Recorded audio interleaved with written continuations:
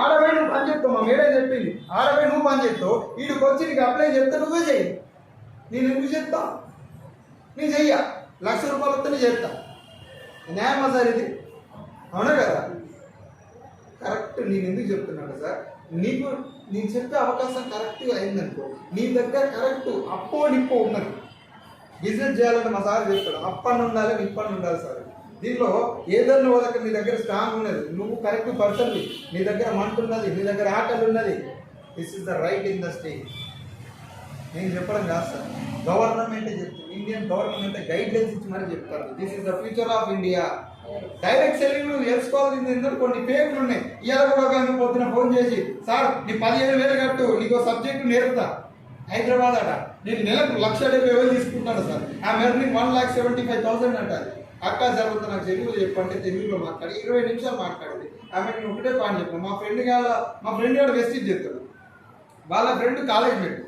ఈ కాలేజ్ మెట్కి ఆమె ఫోన్ చేసి, నువ్వు 4 జాయిన్ చెప్పి డబ్బులు కట్టి నీకు కూడా డబ్బులు వస్తాయని చెప్పింది కదా.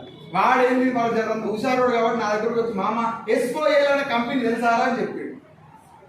SOL జరంత అది డబ్బులు కట్టాలి, ఎడ్యుకేషన్ నేర్చుకోవాలి, జాబ్ పక్కన అంటారు. జాయిన్ అయితే కొడక ఆడ మిషన్ల లెక్క పని చేసిన జాబ్లు వస్తారు, నువ్వు వచ్చి నువ్వు ట్రైనింగ్ ఇస్తేనే వీళ్ళందరూ లేస్తారా?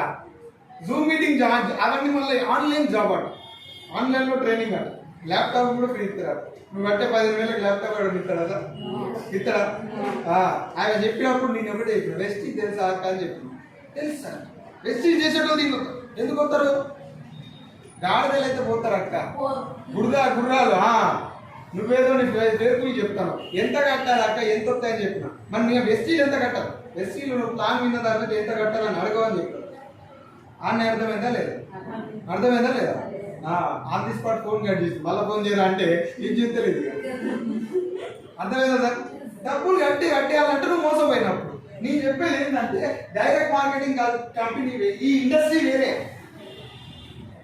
డైరెక్ట్ మార్కెటింగ్, నెట్వర్క్ మార్కెటింగ్, ఇదంతా మల్టీ లెవెల్ మార్కెటింగ్ ఇది వేరే.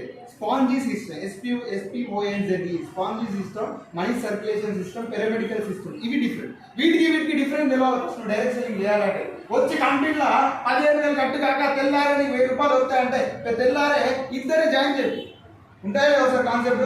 ఇవాళ ముందుకు ఇవాళ మా అన్నకు ఫోన్ చేసి అంటారట, 15,000 కట్టాలి సార్, బండి ఇస్తారు, బండి బుక్ చేయాలి. ఏం చేయాలి? బండి బుక్ చేయాలి. నువ్వు కొంటాకున్న తర్వాత ఈ బండి బుక్ చేసాక ఇటోటి వేయాలి. ఇద్దరు పంపిస్తారు, నీకు 5,000 వస్తాయి. ఇప్పుడు ఇస్తాడు 5,000.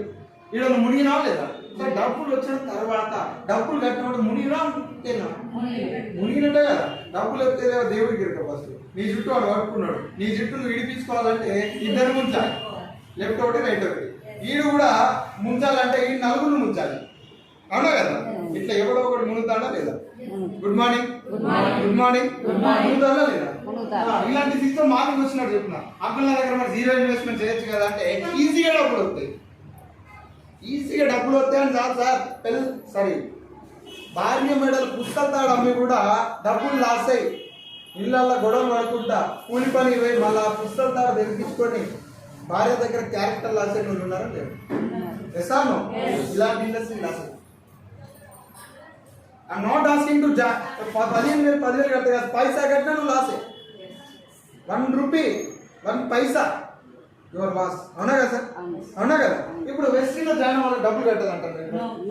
ఆధార్ కార్డు ఇవ్వమంటారు అమ్మా, ఆధార్ కార్డు ఇవ్వమంటే సార్ నా ఇంటర్కల్ 100 కోట్లు ఆస్తున్నది సార్, నిన్న ఆధార్ కార్డుతో కూడా జాయిన్ అవ్వమంటాడు అక్క. రేషన్ కార్డు కదా, ఓటర్ కార్డు, డ్రైవింగ్ లైసెన్స్, 4-5 దారులు ఉన్నాయి ఐడి చేయాలంటే. పాన్ కార్డుతో కూడా ఐడి చేయొచ్చు. ఇవి ఉన్నాయి కదా. మన వాళ్ళ దగ్గర ఏంటంటే ఆధార్ కార్డు అందరి దగ్గర ఉంటుంది కదా సార్. ఆధార్ కార్డు అయితే జాయినింగ్ నాట్ బిజినెస్, ఇవి జాయినింగ్ బిజినెస్. ఈడ మోసపోతావు. దీనికి క్లారిటీ అర్థమైందా? సింపుల్ చెప్పాలంటే స్విగ్గీ, అవునా కదా సార్?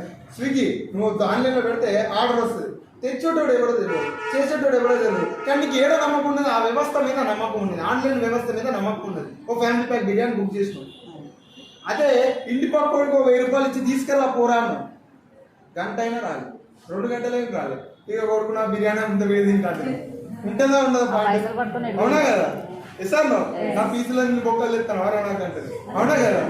ఈ మనిషి మీద లేని నమ్మకం కూడా ఒక వ్యవస్థ మీద ఉన్నదా లేదా? మరి నీకు నమ్మకం ఉండాల్సింది నెట్వర్క్ మార్కెటింగ్ వ్యవస్థ మీద, కంపెనీల మీద కాదు. దయచేసి చెప్తాను, ఇలాంటి కంపెనీలు వందలు పుట్టుకొస్తాయి. ఆడ షోరూమ్లు వాడి రోజు జనాలకి లేపి కూర్చోబెడతారు. ఏమవుతుంది సార్ లేపి కూర్చోబెడితే? ఏమవుతుంది? నీతో డబ్బులు కట్టించిపోతాను, 100 మంది లాస్ అవుతావు. అప్పుడు వాళ్ళు వచ్చి నీ ఇంటి మీద పడితే కొడుకో తలకాయ కొట్టుకుని ఆస్తులు అమ్ముకొని డబ్బు మిక్కిలతో వడ్డీలు కట్టాలి. అవునా కదా? ఇలాంటి కంపెనీలు నేను 25,000 లాస్ అయ్యి బిఫోర్ జాయినింగ్ వెస్టీజ్. అందుకే చెప్తాను, ఇది మనకు అర్థం కాదు. తెల్లారి సింపుల్ సార్ మేడం, తెల్లారి సింపుల్గా 1000 రూపాయలు కట్టు, ఏం చేయకు. నువ్వు ఒక వీడియో, ఒక అడ్వర్టైజ్మెంట్ యాడ్స్ ఇస్తే 50 రూపాయలు 100 రూపాయలు కడతాం. అవునా కదా? తెల్లారి కాదు 100 సార్లు స్టేటస్ మా ఫ్రెండ్స్ పెడతా అంటారు.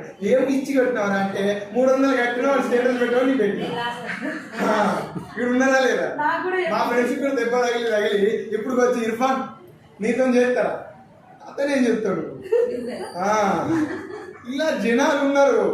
జనాలు నిజం చెప్తాను. ఎందుకు చెప్తున్నా అంటే దీనికి ఒక సార్ ఒక మంచి ప్రతి వ్యవస్థలో మంచి చెడు ఉంటుందా? Madam good morning. డాక్టర్ వ్యవస్థ, కరోనాలో శవాల మీద డబ్బులు లేకున్న డాక్టర్లు ఉన్నారు. ప్రాణాలు సైతం ఫ్యామిలీ మొత్తం దూరం పెట్టి సర్వీస్ చేసిన డాక్టర్లు ఉన్నారా లేదా? ఇవాళ రేపు ప్రాణం పోయినా దేవుడు మొక్కున్నాడు కూడా డాక్టర్ కాళ్ళు మొక్కుతాడు. సర్వీస్ కాదా సార్? అవునా కదా? డైరెక్ట్ సెల్లింగ్ మార్కెటింగ్ కూడా 120 దేశాలు నెత్తి మీద పూజిస్తానంటే సర్వీస్. డైరెక్ట్ మార్కెటింగ్ లో ఒక మంచి లైఫ్ ఉంది, ethical life. This is the future of India sir. ఎందుకంటే 70% అనుకున్నాడు యూతే ఉన్నాడు. ఇక్కడ తగలబడ్డారు అందరూ. ఈడ జరంత ఎక్కువ చదువుకున్నాడు, 4 ఆకులు ఎక్కువ కట్టి 4 ఆకులు ఎక్కువ చదువుకున్నాడు. జరంత పోయి UAలో ఆడేగా పనిచేస్తాడు. ఆడ కూడా నౌకరైనా కదా, పెద్ద కూలి. ఈ చిన్న కూలి పెద్ద కూలి, ఏడైనా కూలికునే కదా సార్. అవునా కదా? నీ దేశాన్ని నువ్వు డెవలప్ చేసినప్పుడు నువ్వు చెప్పాలి, పాయింట్ చేయాలి. I'm proud to be a వెస్టీజియన్ సార్.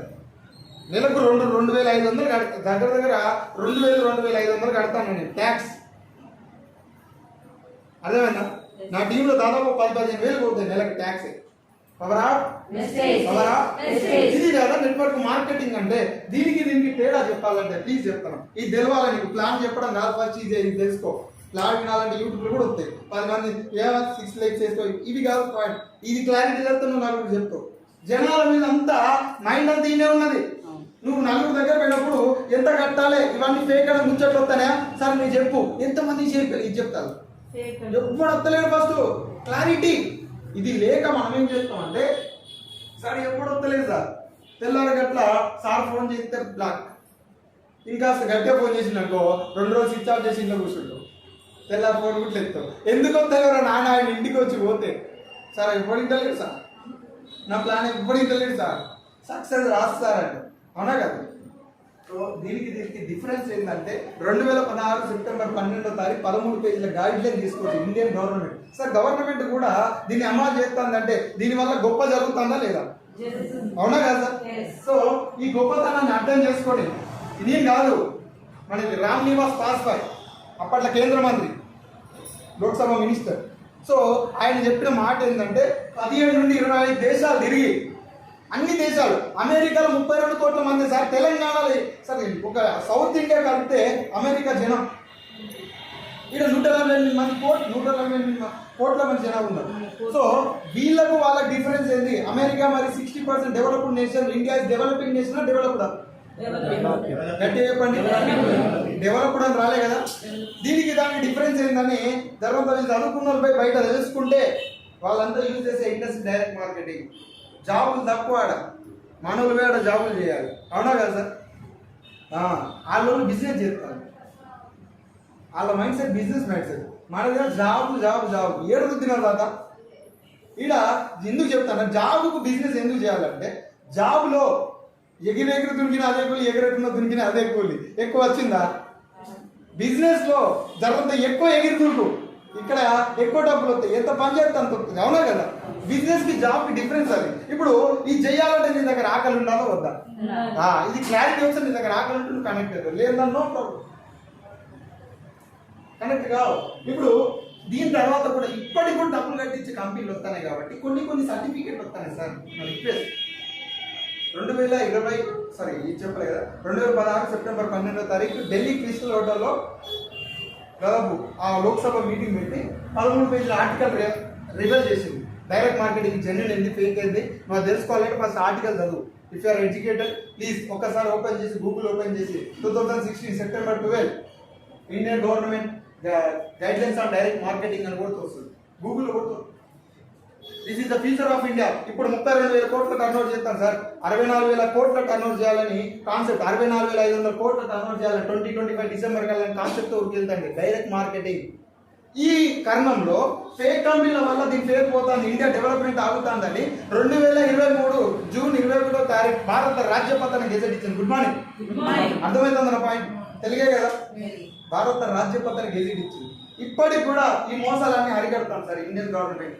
జరంత లేట్ అవుతుంది కానీ ఒకప్పుడు ఎల్ఐసి నమ్మినవాడు. 10th క్లాస్ ఫెయిల్ అయినప్పుడు కూడా ఎల్ఐసి చేయొచ్చు అంటే తెలివైన పోయిలు. మనం ఏం చేసినాం, నేను డిగ్రీ పీజీ చేసినా అని ఊపుకున్న వాళ్ళు ఇలా లైఫ్ ఇన్నాడు. ఎల్ఐసి నమ్ముకున్న వాళ్ళు జీవితాన్ని మార్చుకోలేదు సార్. మహిళా సంఘం గ్రూప్ని ఒకప్పుడు నమ్మినావా సార్? ఒకప్పుడు బ్యాంకింగ్ సిస్టమ్ నమ్మినాం. డిఆర్డిఏ రూల్ పాస్ చేసినాక బ్యాంక్ సిస్టమ్ 1986 నుండి బ్యాంకులను జరంత నమ్ముతారు. అవునా కదా? Good morning. ప్రతి సెక్టార్ ముందు ఎవరు నమ్మలే, మోసాలు జరిగినాయి. ఈ మోసాలను బయటికి తీసుకెళ్లి దీని మంచితనాన్ని గవర్నమెంట్ ఎప్పుడైతే ముందు తీసుకెళ్ళిందో అప్పుడు ఆ సెక్టార్లో కొంచెం జబర్దస్త నమ్మకం వచ్చి జనాలు దాని మీద మొగ్గు చూస్తారు. ఇప్పుడు ఎల్ఐసి రాయాలని డ్యూటీ పెడుతుందా? 10th పాస్ అవ్వాలి, మళ్ళీ నువ్వు ఇంటర్ ఎగ్జామ్ పాస్ అవ్వాలి. అవునా కదా? డైరెక్ట్ మార్కెటింగ్లో కూడా ఇప్పుడు ఆధార్ కార్డులు ఇచ్చి జాయిన్ అయినంత ఈజీగా రాదు. అంత ఫ్యూచర్ డిసెంబర్ 2025 డిసెంబర్ నాటికి నువ్వు చూస్తావు direct marketing. This is the future of India. ఎందుకు చెప్పినా తెలుసా? జాయిన్ అవ్వాలన్నా నీ దగ్గర తాకత్ ఉన్నదా? ఇఫ్ యూఆర్ ఎడ్యుకేటర్ అడుగుతారు కంపెనీ, ఎంబీఏ చేసినావు, ఏం చదివినా కూడా కదా నీ సర్టిఫికేట్లు పెట్టు, అప్పుడు నీ జాయినింగ్ ఫ్రీ ఇస్తా అంటది. దానికి దీనికి డిఫరెన్స్ సార్. ఇప్పుడు మన దగ్గరికి ఇంటి పక్క వచ్చి ఆధార్ కార్డు ఏడుతోటి ఇచ్చి జాయిన్ అయ్యి ఇది నాకు నచ్చలేదు నేను ఆపుతావు కదా. Very few sir. ఇప్పుడు 2024 జూన్ 2వ తారీఖు మన బాలిక సార్ కూడా అమలు చేయబోతున్నారు.